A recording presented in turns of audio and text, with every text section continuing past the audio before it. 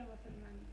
Nuestro Dios, queremos poner a tu siervo en tus manos. Amén. Pedimos, Señor, que tu Espíritu Santo, Señor, pueda, Señor, usar a tu siervo y que la palabra que tú le has dado pueda ser viva, Señor, y eficaz. Amén. Que pueda ser, Señor, como esa espada de dos filos que penetre hasta lo más profundo de nuestro ser, Señor, y que podamos recibir este mensaje con gozo, con alegría, Señor, gozosos porque Él vive y vive para siempre. Oramos en tu nombre, por Cristo Jesús. Amén. Amén. Gracias, mi amor. Gracias, que Dios te bendiga. Pueden sentarse, mis amados hermanos. Pueden sentarse. Y mis amados hermanos, he intitulado a mi mensaje de hoy, hermanos, ¿qué significa la resurrección de Cristo? ¿Qué significa la resurrección de Cristo? Este día, hermanos, hace casi 2000 años, nuestro Señor Jesucristo se levantó victorioso de la muerte para sellar con su resurrección la salvación de nuestras almas, lograda por medio de su sacrificio expiatorio en la cruz del Calvario. Y la pregunta que surge en nuestras mentes es: ¿qué significa la resurrección de Cristo? Pregunta que es contestada en forma maravillosa por la santa palabra de Dios. La resurrección de Cristo, hermanos, en primer lugar, significa el cumplimiento de la palabra de Dios. El cumplimiento de la palabra de Dios. En el Salmo 16, a través de su siervo, el rey David, Dios anunció la resurrección de su Hijo amado. La palabra nos dice en el Salmo 16, del 8 al 11, a Jehová he puesto siempre delante de mí, porque está a mi diestra, no seré conmovido.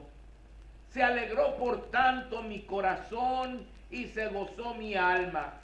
Mi carne también reposará confiadamente, porque no dejarás mi alma en el Seol, ni permitirás que tu santo vea corrupción. Me mostrarás la senda de la vida. En tu presencia hay plenitud de gozo, delicias a tu diestra para siempre. Y en Hechos 2, 25 al 31, nuestro Dios, a través del apóstol Pedro, nos indica que esta profecía se cumplió en la resurrección de nuestro Señor Jesucristo. Allí literalmente, hermanos, cita el apóstol Pedro este pasaje que acabo de leer en Salmo capítulo 16. Y es el pasaje que leímos, Hechos 2, del 25 al 31, que dice: porque David dice de él, y está hablando del Señor Jesucristo, por supuesto, es el sermón el día de Pentecostés. Dice el rey David, porque David dice de él: veía al Señor siempre delante de mí, porque está a mi diestra, no seré conmovido. Por lo cual mi corazón se alegró y se gozó mi lengua, y aún mi carne descansará en esperanza, porque no dejarás mi alma en el Hades, ni permitirás que tu santo vea corrupción. Me hiciste conocer los caminos de la vida, me llenarás de gozo con tu presencia. Varones hermanos, se os puede decir libremente del patriarca David, que murió y fue sepultado, y su sepulcro está con nosotros hasta el día de hoy. Pero siendo profeta y sabiendo que con juramento Dios le había jurado que de su descendencia en cuanto a la carne levantaría al Cristo para que se sentase en su trono, viéndolo antes habló de la resurrección de Cristo, que su alma no fue dejada en el Hades, ni su carne vio corrupción. Así, mis hermanos, el cumplimiento fiel de la palabra de Dios nos habla de la seriedad de la misma y del por qué debemos confiar plenamente en ella. Por cierto, su cumplimiento fiel es una de las principales características de la palabra de Dios. Pero lamentablemente esta característica el día de hoy ha sido totalmente minimizada debido a la más grande ignorancia acerca de ella que se ha dado en la historia humana y de la que hacen gala todas las esferas sociales, empezando desde los llamados eruditos de las diferentes áreas del saber hasta la gente común y más rústica de este mundo. Pero lo más triste es que los cristianos contemporáneos, que deberíamos ser los que más la conocemos y la apreciamos, en su gran mayoría también la ignoramos. ¿Cómo podemos esperar así que la palabra de Dios sea una verdadera bendición para nuestras vidas? El Señor Jesús claramente nos advirtió: erráis ignorando las escrituras y el poder de Dios. Por eso es tan importante no faltar a las reuniones de la iglesia, porque en ellas no solo se lee la palabra de Dios, sino también se explica, despejando así cualquier duda que quede en nuestro corazón.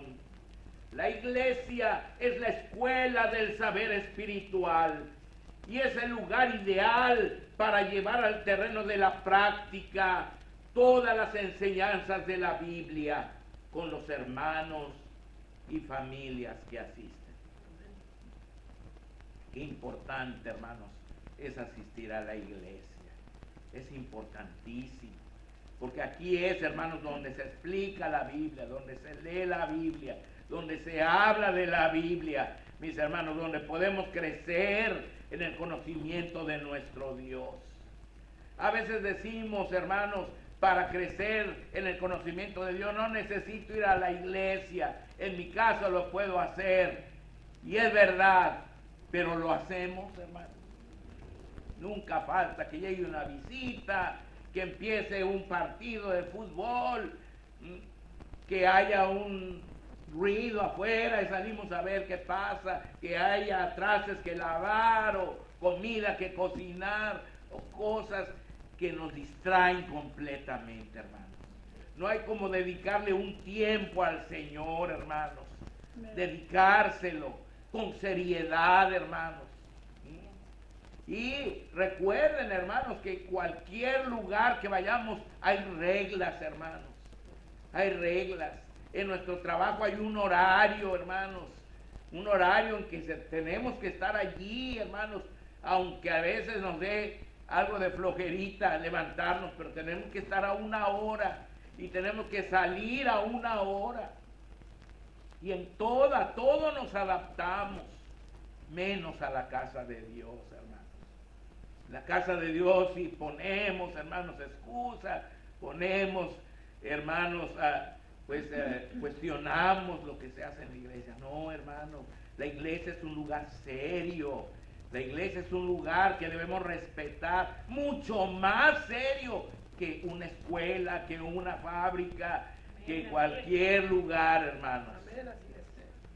Pero, desgraciadamente, los cristianos, hermanos, pues hemos ido cambiando las cosas, ¿no? Ahora, mis hermanos, pero la resurrección de Cristo no solamente significó el cumplimiento de la palabra de Dios, como ya lo vimos, hermanos. También la resurrección de Cristo significa el cumplimiento fiel de las palabras del Señor Jesucristo. En diferentes ocasiones, nuestro Señor Jesucristo anunció su resurrección. Una de ellas fue la consignada en el Evangelio de Mateo 20, 18 y 19.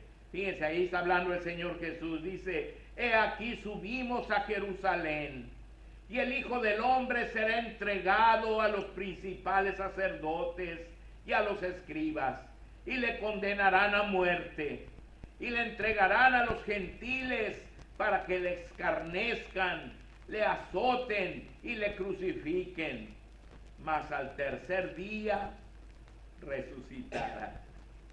Vean ustedes, hermanos, es verdaderamente impresionante la forma tan detallada como el Señor Jesús habló de los acontecimientos por venir y que se cumplieron al pie de la letra, incluyendo su resurrección, hecho que sin duda da a sus palabras una profunda autoridad y a nosotros la más grande seguridad de que Él siempre dice la verdad en la que podemos confiar.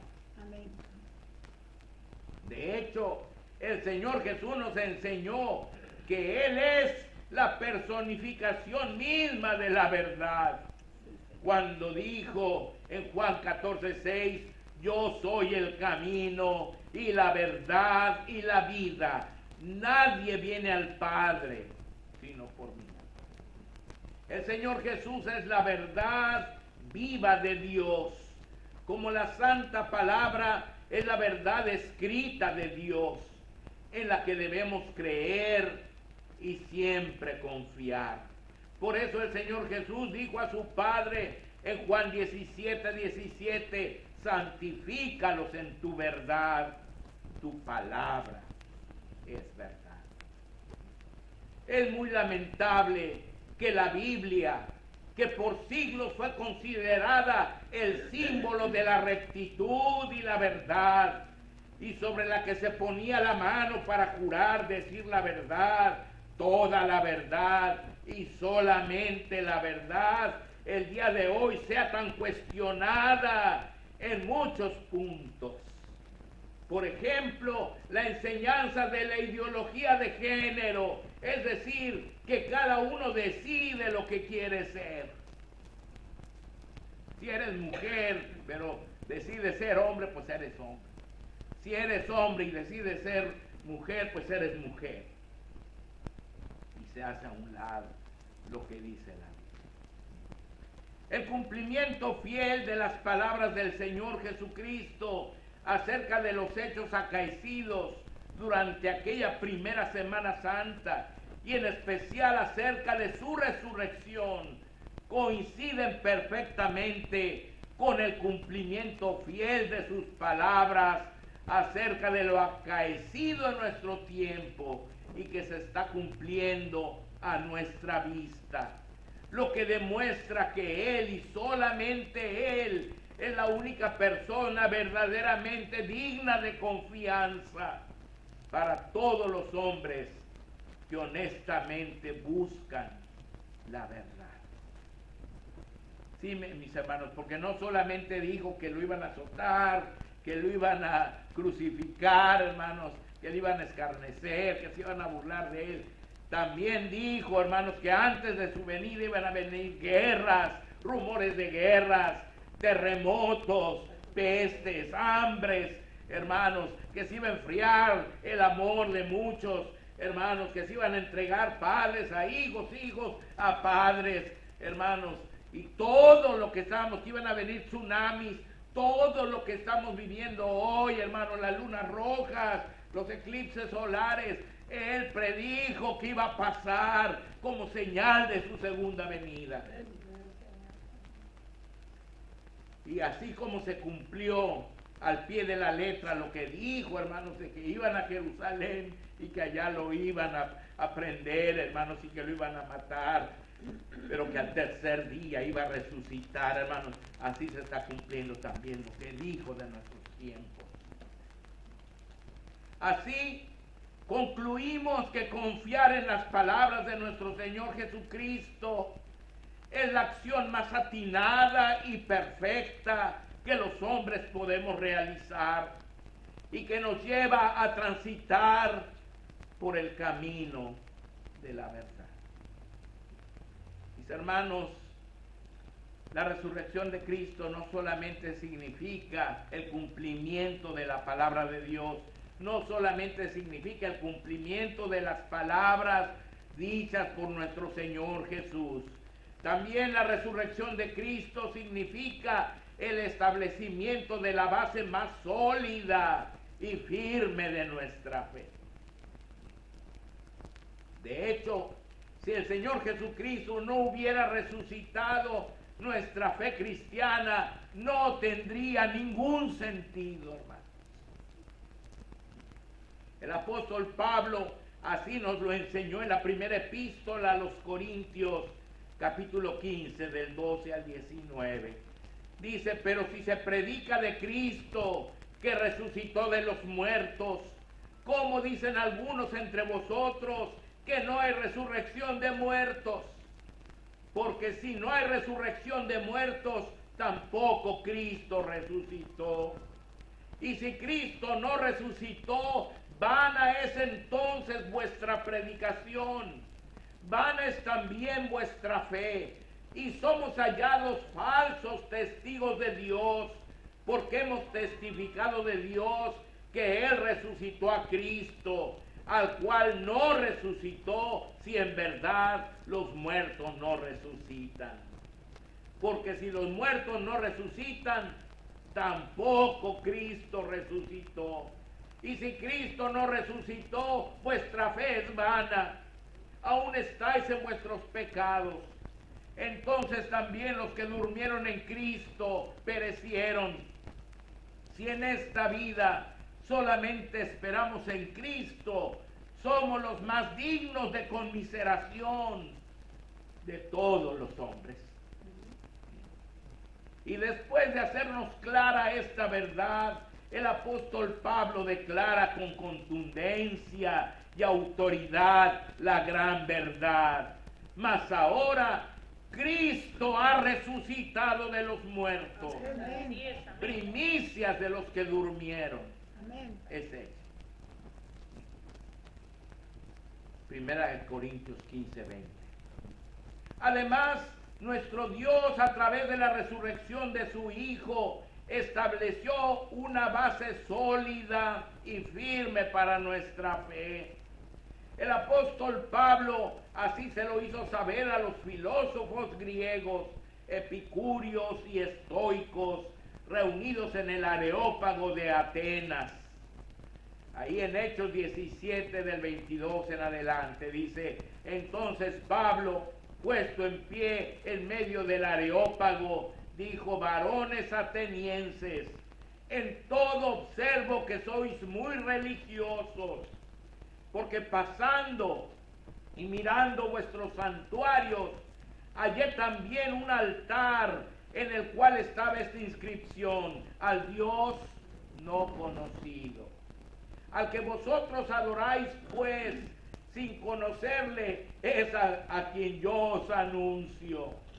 El Dios que hizo el mundo y todas las cosas que en él hay, siendo Señor del cielo y de la tierra, no habita en templos hechos por manos humanas, ni es honrado por manos de hombres, como si necesitase de algo, pues Él es quien da a todos vida y aliento y todas las cosas. Y de una sangre ha hecho todo el linaje de los hombres, para que habiten sobre toda la faz de la tierra, y les ha prefijado el orden de los tiempos y los límites de su habitación, para que busquen a Dios, si en alguna manera palpando puedan hallarle, aunque ciertamente no está lejos de cada uno de nosotros, porque en él vivimos y nos movemos y somos, como algunos de vuestros propios poetas también han dicho, porque linaje suyo somos. Siendo pues linaje de Dios, no debemos pensar que la divinidad sea semejante a oro o plata o piedra, escultura de arte y de imaginación de hombres. Pero Dios, habiendo pasado por alto los tiempos de esta ignorancia, ahora manda a todos los hombres en todo lugar que se arrepientan, por cuanto ha establecido un día en el cual juzgará al mundo con justicia por aquel varón a quien designó. Ahora escuchen: dando fe a todos con haberle levantado de los muertos. Hermanos, la resurrección de Cristo es la base más sólida de nuestra fe.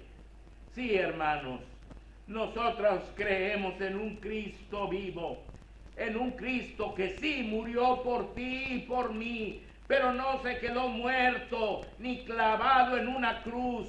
Por eso no usamos los crucifijos donde se ve a Jesús muerto y derrotado, sino que se levantó victorioso de la muerte y ahora vive y reina para siempre. Creemos en un Cristo que muy pronto va a regresar por nosotros para llevarnos con Él a vivir en las mansiones eternas que va a preparar para cada uno de nosotros. Creemos en un Cristo que es nuestro Rey, y de cuyo reino nosotros los cristianos somos embajadores en este mundo. Y estamos aquí para servirlo y agradarlo solamente a Él. Creemos en un Cristo que al resucitar de entre los muertos venció a la muerte, llamada también nuestro postrer enemigo, asegurando así nuestra propia, futura y segura resurrección. La resurrección de Cristo también, hermanos, significa la primicia de la resurrección. El hecho de que nuestro Señor Jesús resucitó nos indica con mucha claridad, como lo he dicho, que nuestra propia resurrección entre los muertos es 100% segura. Como el apóstol Pablo nos lo enseña en 1 Corintios 15, 21 al 26.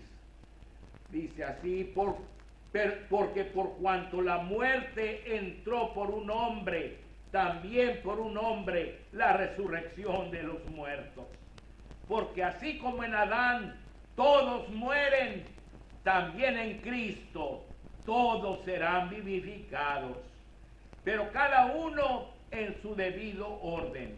Cristo las primicias, luego los que son de Cristo en su venida, luego el fin, cuando entrega el reino al Dios y Padre, cuando haya suprimido todo dominio, toda autoridad y potencia, porque preciso es que Él reine hasta que haya puesto a todos sus enemigos debajo de sus pies. Y el postrer enemigo que será destruido es la muerte. Sí, hermanos, la muerte, aunque parezca irónico, no es parte de la naturaleza humana. La muerte es un enemigo que llegó a nuestra existencia como consecuencia del pecado. Dios nos creó para vivir eternamente, pero al escoger pecar, tuvimos que experimentar la muerte. Por eso Cristo vino a morir por nosotros, para pagar nuestros pecados, tomando nuestro lugar en la cruz del Calvario. Y al resucitar venció a la muerte para que volvamos a tener vida eterna. Amén. Por eso sabemos con certeza que el día que nuestro Señor regrese, todos nuestros seres queridos que murieron en Cristo resucitarán primero para ser arrebatados en las nubes junto con los creyentes que estemos vivos y que hayamos quedado hasta ese día, quienes seremos transformados de mortales en inmortales, y entonces todos los creyentes viviremos para siempre. Amén.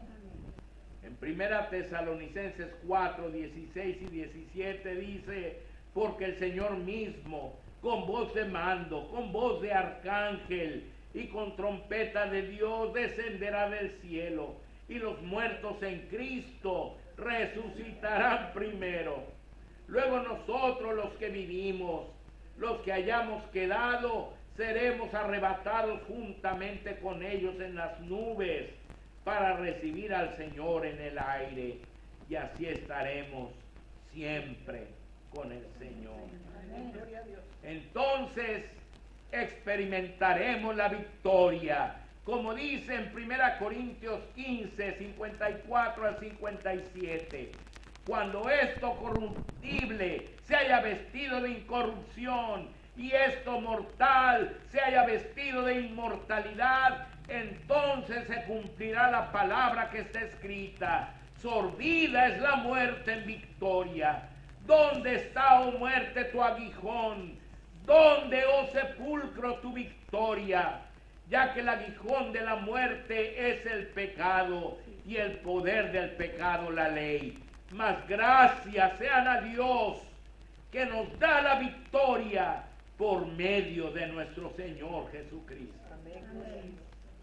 El cumplimiento de la palabra de Dios, mis hermanos, el fiel cumplimiento de las palabras de Jesús, nuestro Redentor, la base sólida y firme de nuestra fe y la primicia de la resurrección, constituyen el significado de la gloriosa resurrección de nuestro Señor Jesucristo.